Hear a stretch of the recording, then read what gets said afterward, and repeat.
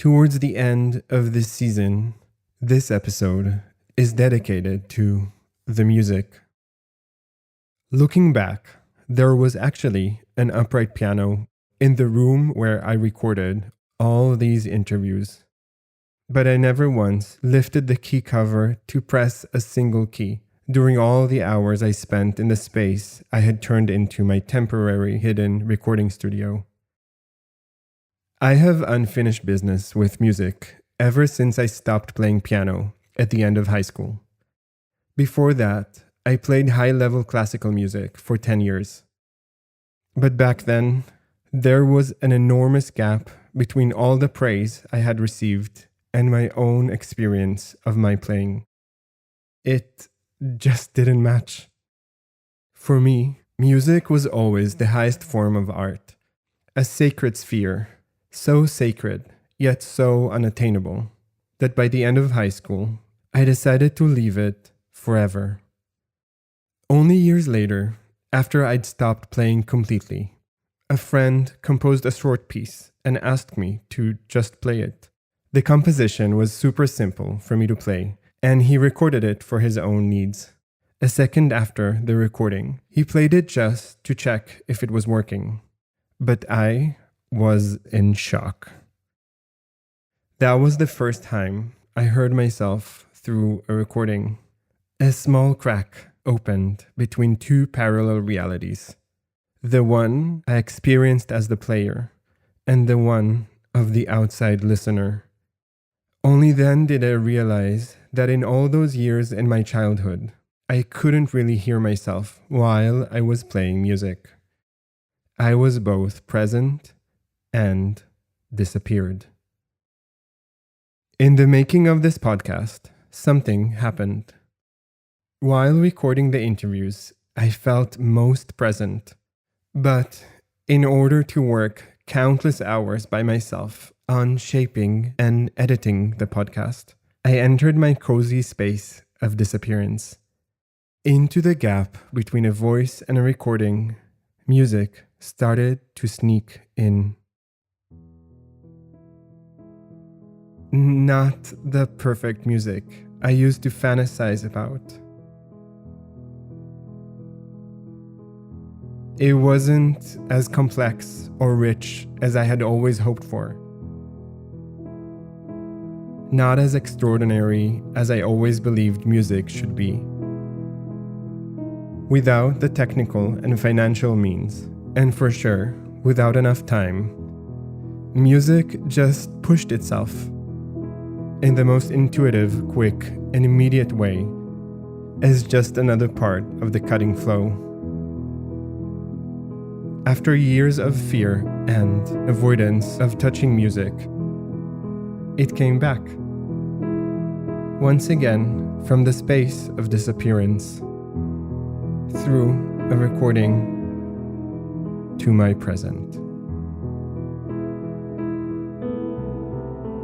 And back in the program, I found a small, quiet room, a bit farther away from everyone, so I could record these short interviews. An upright piano stood in front of me the whole time. The thick layer of dust that covered it remained exactly as it was when I left.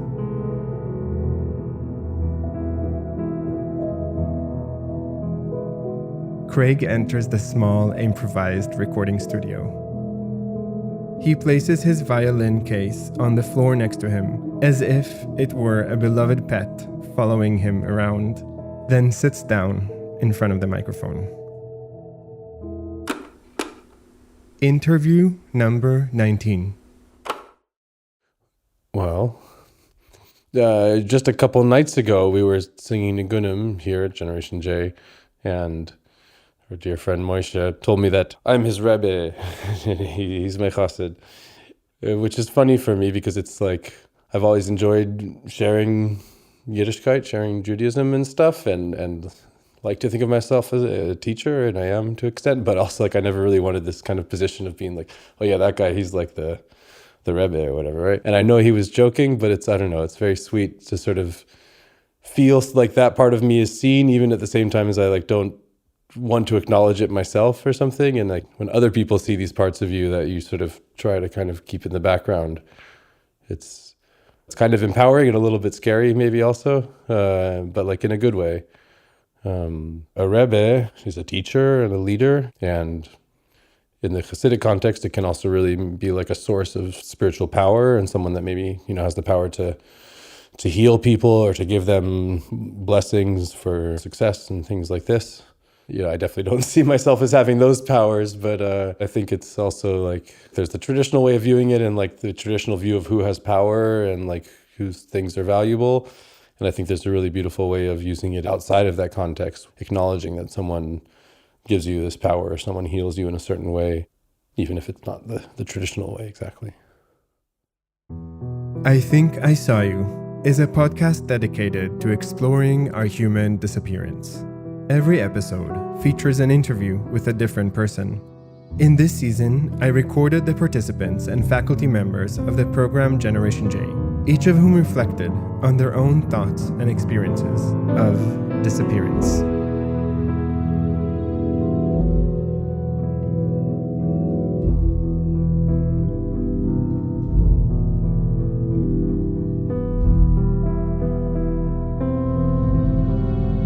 I think I saw you, Craig, right when you disappeared.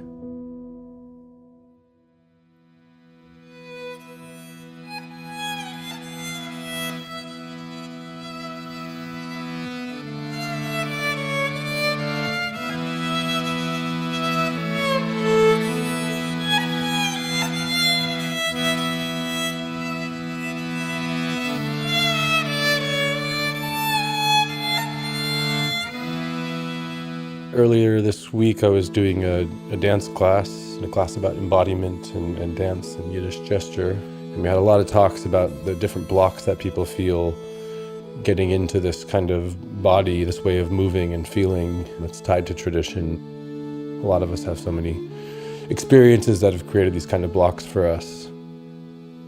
And finally, at the end of it, after like exploring this feeling, not really doing like, not teaching dance, but just talking about what it feels like.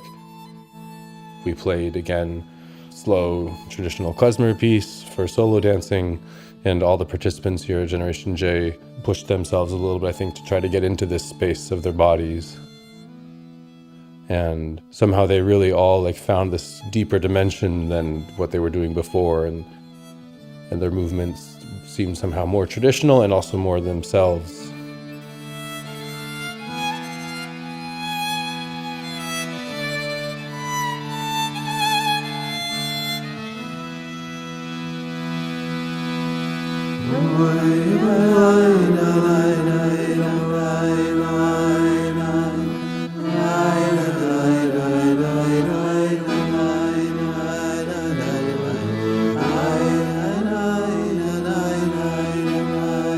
And this really pulled me into the music. I was playing the violin at the time.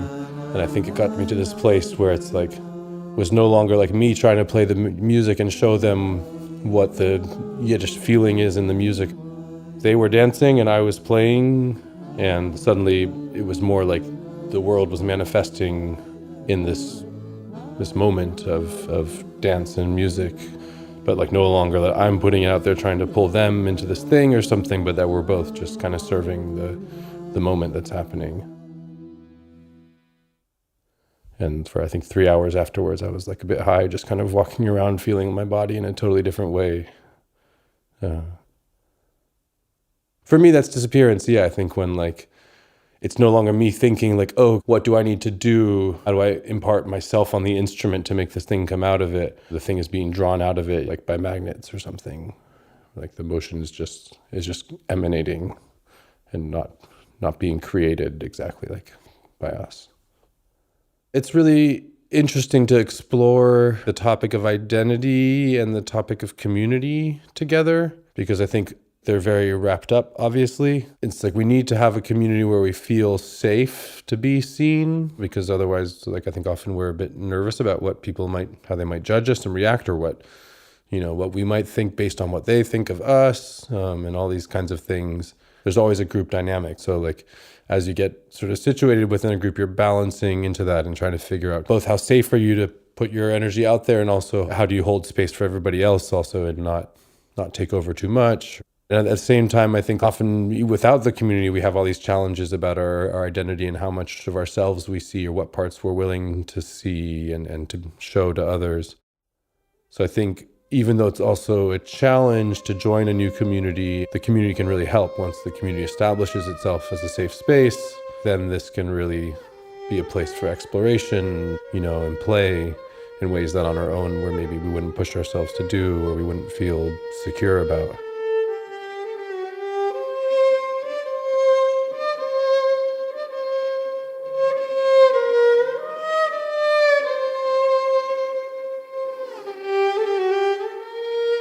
I think I see my role as a musician in a large way as exactly that, of like, my job is to invite people into this space where they lose themselves, or where they enter themselves kind of in a different way maybe, and they let go of the conscious part of themselves and get to that core of feeling.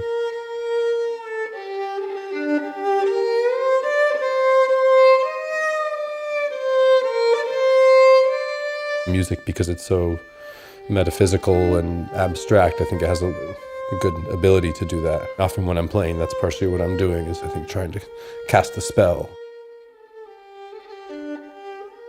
When these moments happen and I lose myself to the music or to the moment, it feels like a holy moment, like what kind of the deepest prayer for me is.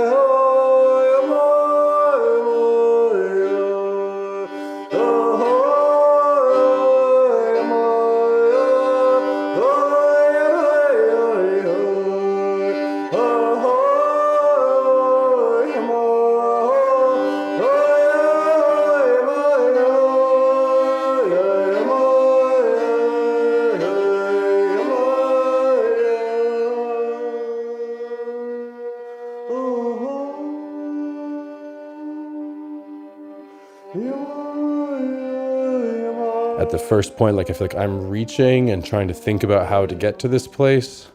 And then like the me that is doing the reaching just kind of disappears, and I hear the music and just follow what it wants to be, as opposed to trying to consciously shape it. So yeah, in some way, even though like it's very much like an act of creation and like selfhood, when it works, in those special moments, I disappear, I think, and the music really is what's there, not me.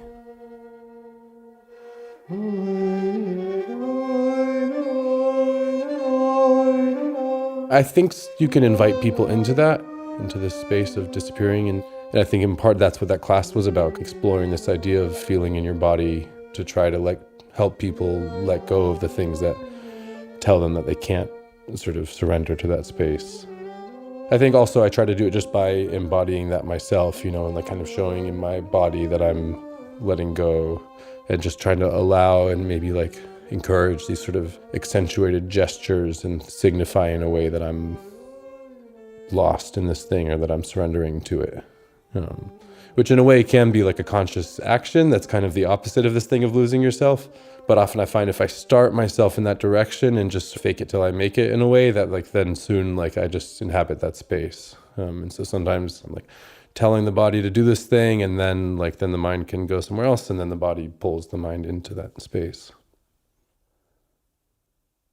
Sometimes I think leaving this place of surrender and this kind of holy space of opening can be kind of shocking or like a little bit harsh. Like I experience this sometimes playing a concert, and you finish the last note of the piece and there's this moment of silence before people start clapping.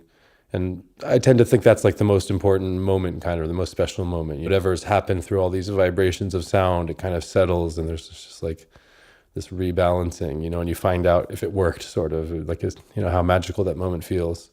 And sometimes like you get in that moment and then people start clapping right away, and it sort of like kills it in a way, and like sometimes that can feel really harsh for me, and I feel like I'm in this place of being really settled, and the piece led me to wherever it was, and then suddenly they're clapping and I'm like really back in my body. It's like, okay, I have to bow now, and like we're sort of back in this human acknowledgement interaction. And so I hope that I sort of when I have these experiences, that they go inside deep somewhere, and then even if you get kind of yanked out of it by reality, like it's still, you've pulled something into yourself, or you've opened something up in a way that will last and have some effect. But I think also a lot of my work kind of is trying to figure out how to keep that and hold on to that space, how to live with the magic, but still accomplish the day-to-day tasks. I'm Craig Udelman. I live in Berlin. I grew up in the USA. I play Yiddish music and teach Yiddish music and culture around the world.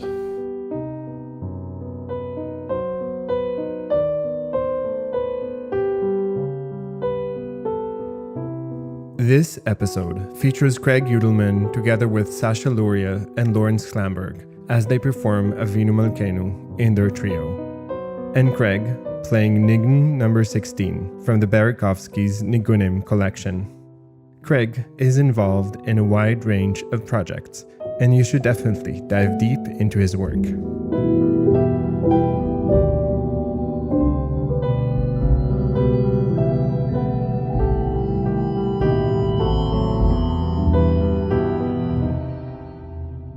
I Think I Saw You is created, produced, recorded, designed, and edited by me, Eyal Davidovitch.